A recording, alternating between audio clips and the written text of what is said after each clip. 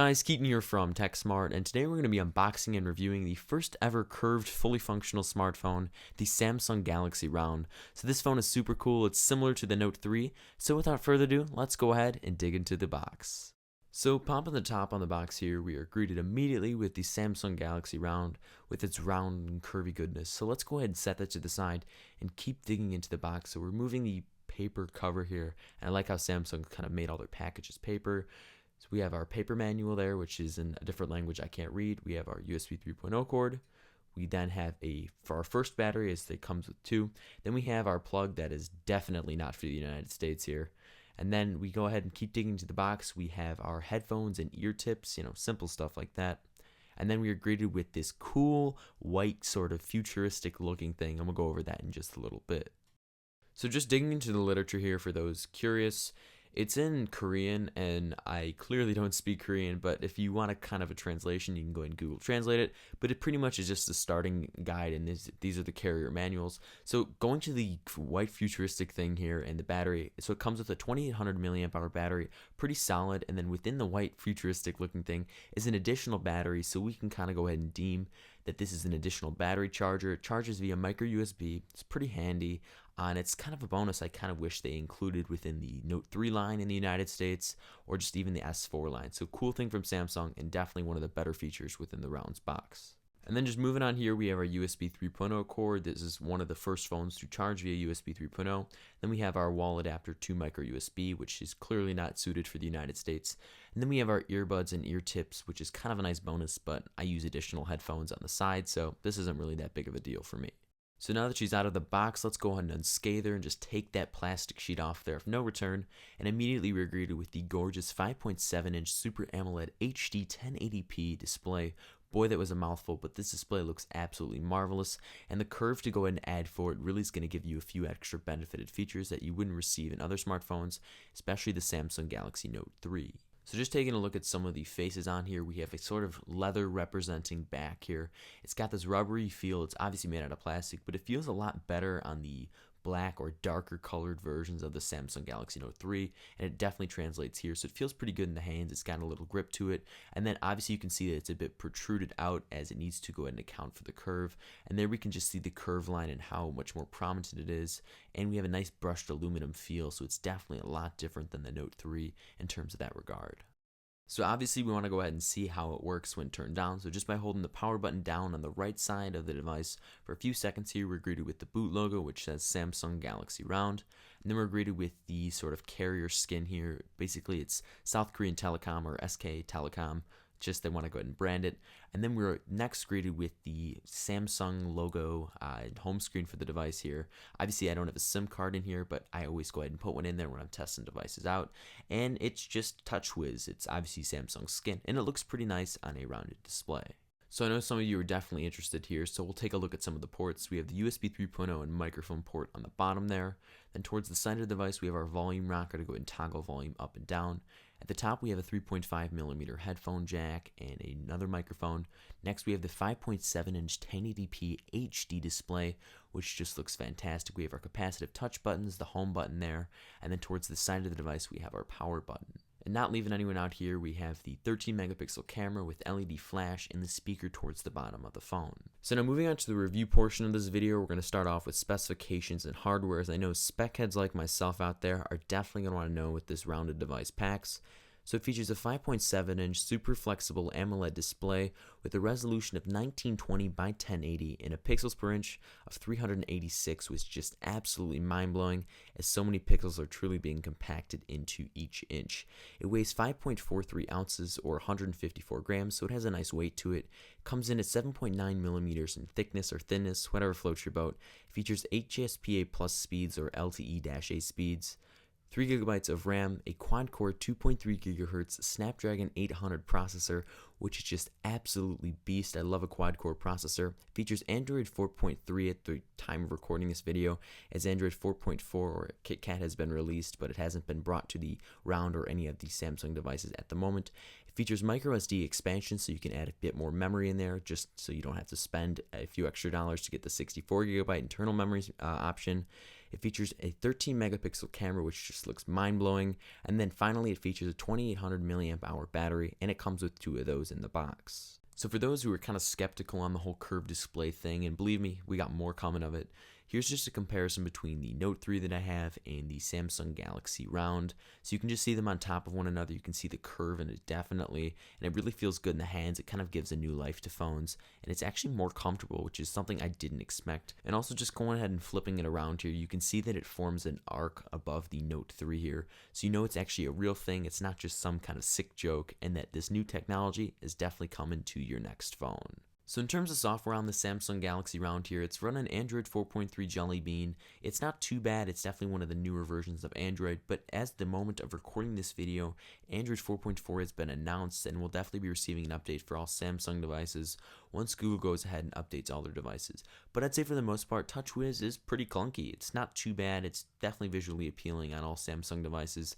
and I'm not ashamed to go ahead and use it as I am with some other skins, and it just kind of diminishes the whole point in using a phone, as when it's clunky and it's just not exciting, you know, the attraction and kind of intimacy that you have with a phone, it's really not there. So overall, I'd say TouchWiz runs pretty well on this phone.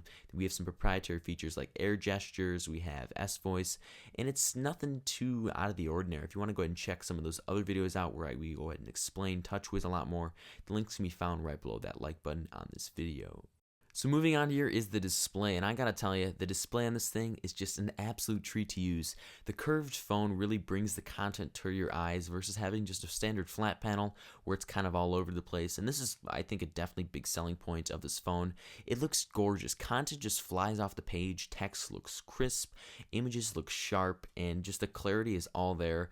Again, it's a 5.7-inch display with a resolution of 1920 by 1080, so it's pretty much TV quality. Don't quote me on that, but it's kind of to the caliber like that, and it comes in at 386 pixels per inch, so there's definitely some high res packing in this display in each little pixel of it, and it's very hard to distinguish pixels when you go ahead and kind of look at it from a distance, but obviously if you put your eye up to that glass, you're going to easily be able to spot them. So overall, I was pretty impressed with the display, and this is probably one of my favorite displays and phones on the market right now, and I'm glad to really call it my daily driver. So up next in our review is speed and benchmarks. So for the people that pretty much live off these numbers here, and I can be one of them at sometimes, I'm not afraid to admit it, these are a very good way to go ahead and represent, what a phone can truly do. So we're going to be using Geekbench 3, Quadrant, and GFX Bench running Egypt 2.5 HD on screen.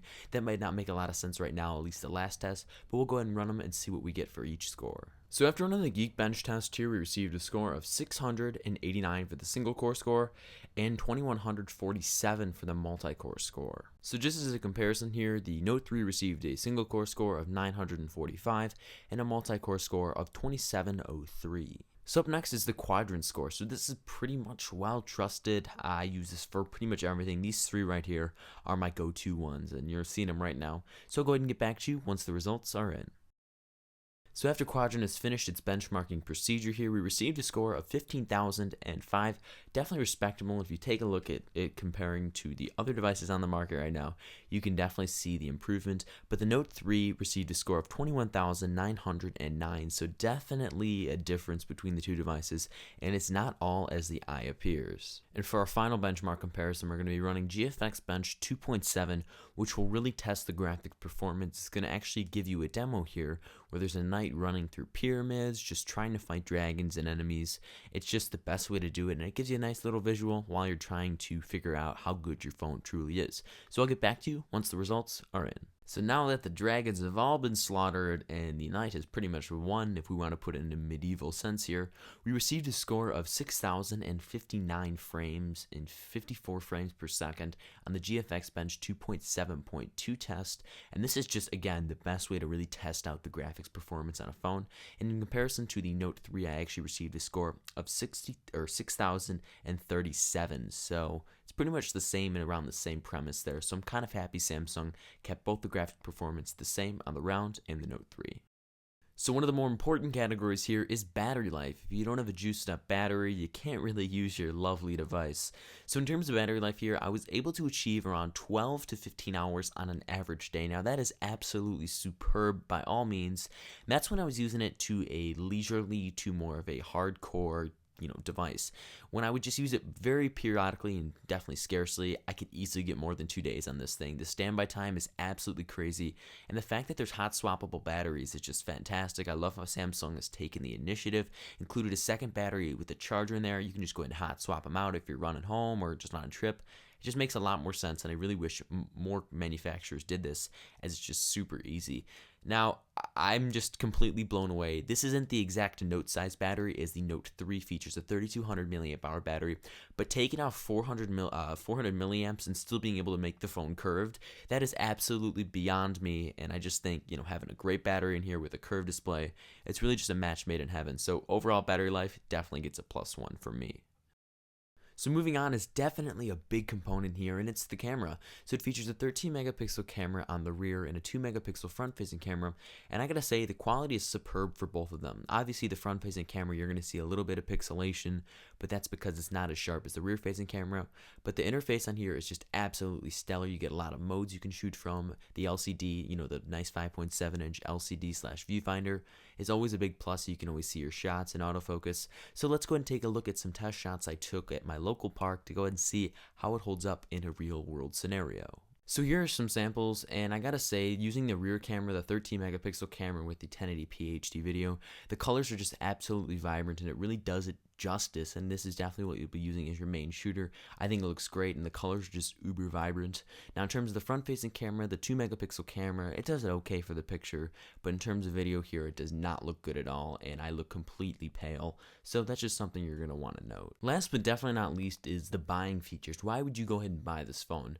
Well, one of them is this roll effect here, which will enable you to go ahead and push down on one of these curved edges, and it will display your notifications on an angle, and that was really prominently shown when they went ahead and debuted the phone. Also, the whole curved display is really cool because it molds into your hands very nicely, and it kind of just gives you a nice look and feel when you're holding a phone.